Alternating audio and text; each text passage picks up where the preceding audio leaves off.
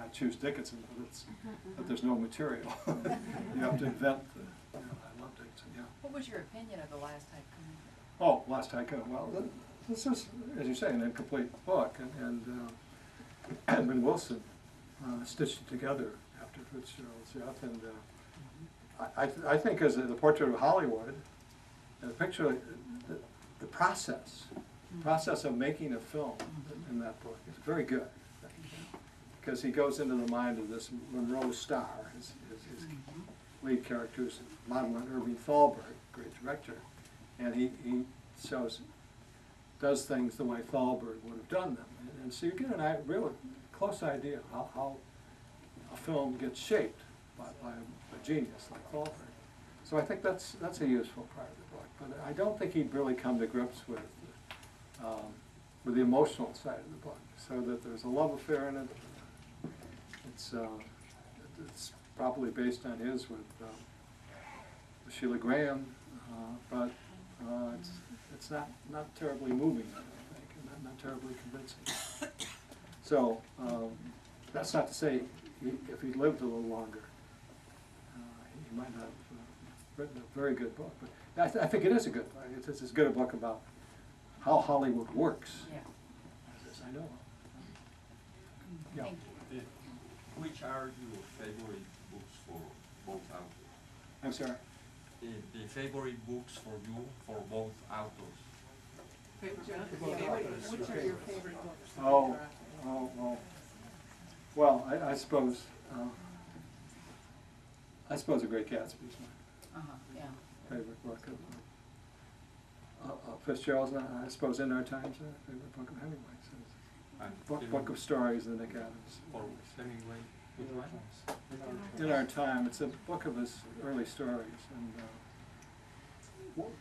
as it's been suggested, wonderfully successful in capturing what it was to grow up in turn of the century America. Yeah. Whatever became of Scotty?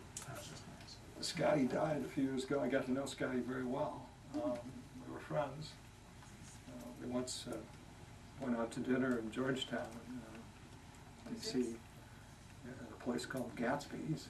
I remember a number of things about that night. One was that she told him, going back to suicide again, that her oldest son had killed himself. I didn't know that at that time. But so she was, she liked my being interested in her father, and that was wonderful.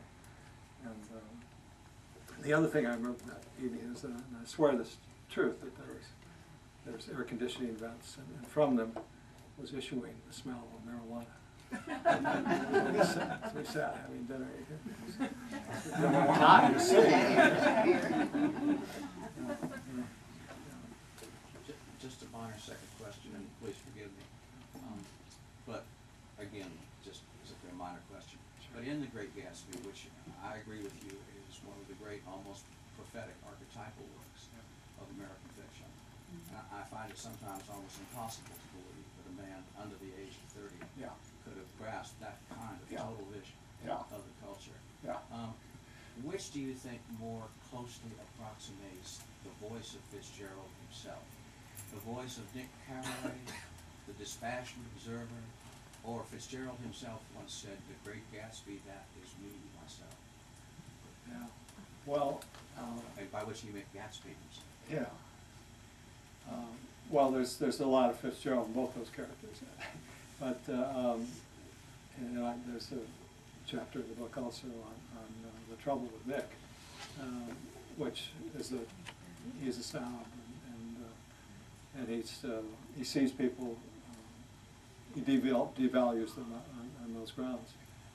He could never feel right about admire Gatsby because he wore a pink suit, drove a fancy colored car, didn't know how to dance properly, and hadn't been brought up in the right way, this sort of thing. So you get this from Nick, but still, what makes him the wonderful narrator that he is that at the end, he comes to realize that Nick was worth the whole damn bunch of them, that Gatsby was worth the whole damn bunch of them put together. all these people being judgmental about it, you know. And so it's really hard for him to come to that, beginning as he did, with the scorn for the way he conducted his behavior. Sun Also Rises or Farewell to Arm, which one do you consider as? I'm about 50-50. I like both books just about equally. I think I like A Farewell to Arms better the older I get. I don't know why that is. I think it's in some ways a more interesting book because the hero is so complicated. Frederick Henry is not an entirely admirable or trustworthy person, but he's tremendously interesting. I think they're both wonderful novels.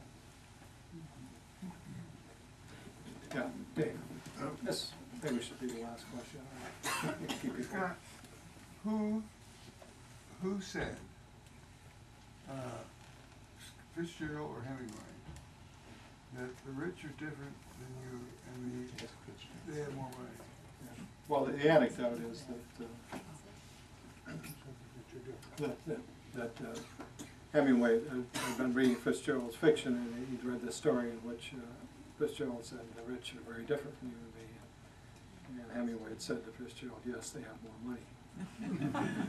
So that makes Hemingway the hero of the joke, but this is not accurate. In fact, it's not the way it happened, and both of them had difficulty with the money.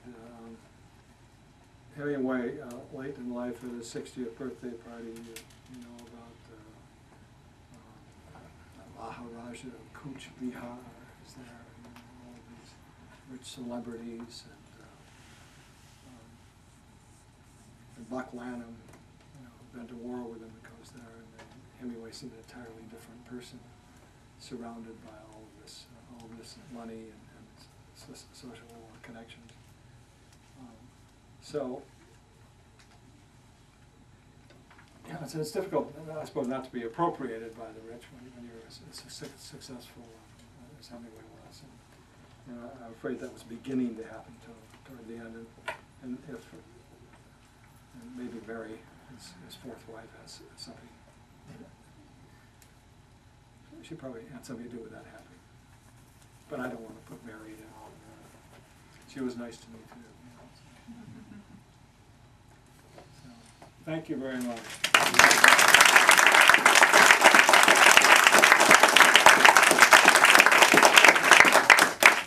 Professor Donaldson, and we're going to take a few moments to get him set up over here. You'd be happy to sign your books if you don't already have one. We'll have one available behind the counter. If you would be kind enough to fold up your chairs, and we're going to begin